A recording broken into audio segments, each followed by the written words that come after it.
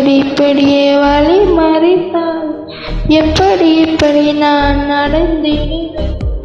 இப்படி இப்படியே முகம் சிவந்தால் எப்படி நான் முத்தமிடுவேன்.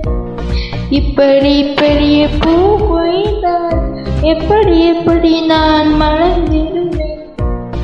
இப்படி இப்படியே தடை விதித்தால் எப்படி நான் நெருங்கிடுவேன். ஓ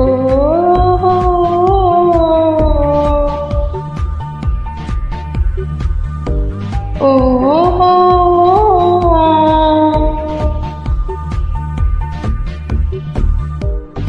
இப்படி மழை அடித்தால் நான் எப்படி குடை பிடிப்பேன்.